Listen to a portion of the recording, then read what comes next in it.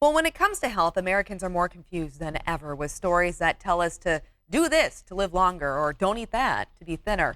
And all in the name of healthy results. Well, Dr. Nina Shapiro, she is one of America's leading physicians and also happens to be the author of Hype, A Doctor's Guide to Medical Myths. She joins us right now to set the record straight about some of the latest health fads and misconceptions. Great to talk with you, Dr. Shapiro. Great to be here. Okay, so go ahead and fill us in. What's the difference between doctor recommended and clinically proven? So doctor recommended and clinically proven are marketing terms, and they can mean everything or they can mean nothing. They could mean one doctor recommended it or 100,000 doctors recommended it. Clinically proven is very similar. It could mean that it was clinically proven in a laboratory with one mouse, for instance, or it could mean clinically proven with hundreds of thousands of people. So you have to really be careful, especially when you're seeing things in social media or hearing buzzwords, that those are really buzzwords and they're very effective, they're very seductive, but they are marketing terms. Okay, so marketing terms, so they can be misleading, which leads me to my next question. There seems to be a lot of misinformation out there. Why, in your opinion, is it so prevalent?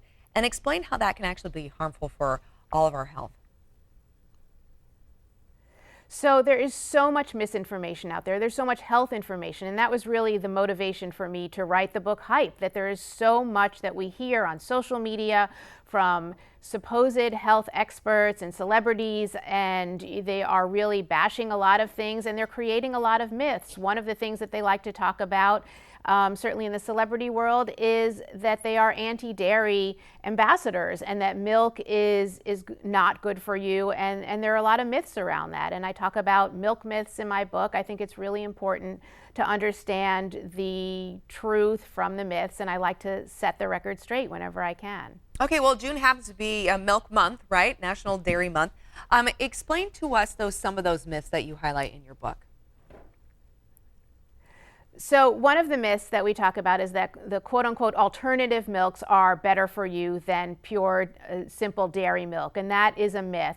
Alternative milk products such as soy milk and almond milk contain a lot of added sugar, contain added flavoring. They are not necessarily better for you. Milk is a very simple product that has protein, vitamin D, vitamin B, calcium for bones and growth, very important, especially for young kids. So I think one of the big myths is that alternative milks are better for you, and that's actually not the case. Okay, and can you address the other myth, which is that milk has unnatural ingredients, specifically addressing like hormones being added or antibiotics? Yeah, so that's a biggie, that that milk has these unnatural ingredients, and that's a concern. So I think people need to be rest assured that there are no antibiotics in any milk or dairy product.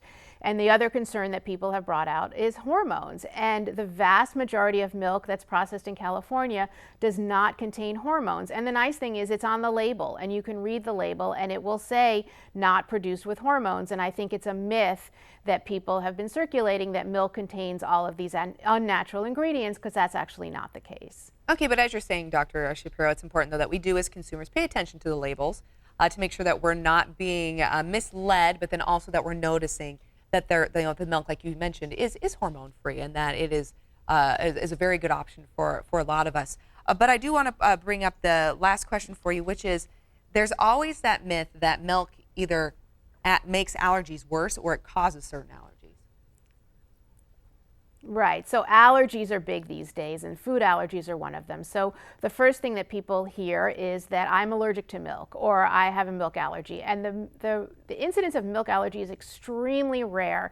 Less than 1% of the population has a true milk allergy. And milk doesn't cause allergies either. It doesn't cause colds or ear infections or respiratory illnesses or coughs. I hear that all the time. The other thing that we hear is that I have a lactose intolerance, so I can't drink milk. Lactose intolerance is much more common than a milk allergy, but it's also a spectrum. It doesn't mean that it's all or none. So if you do have a lactose intolerance, there are ways around it. You can either drink less milk, you can drink a milk product that does not contain lactose, so it will be labeled lactose-free. You can take tablets that contain the enzyme lactase, which helps break down lactose. So there are a lot of things that you can do if you have a lactose intolerance, but a true milk allergy is extremely rare. There are food allergies out there, there are milk allergies out there, but they are extremely rare, and that's really gotten blown out of proportion, and that's become a bit of a myth as well. Okay, and where can people go for more information about this in your book? So for more information about milk and dispelling the milk myths, they can go to gotmilk.com. As far as my book Hype, you can buy it really anywhere: Amazon, Barnes & Noble, bookstores. They have it in libraries. It's an audiobook, a Kindle. But for milk information, you can go to gotmilk.com. Great. Thank you so much for your time, Dr. Shapiro. Greatly appreciate it.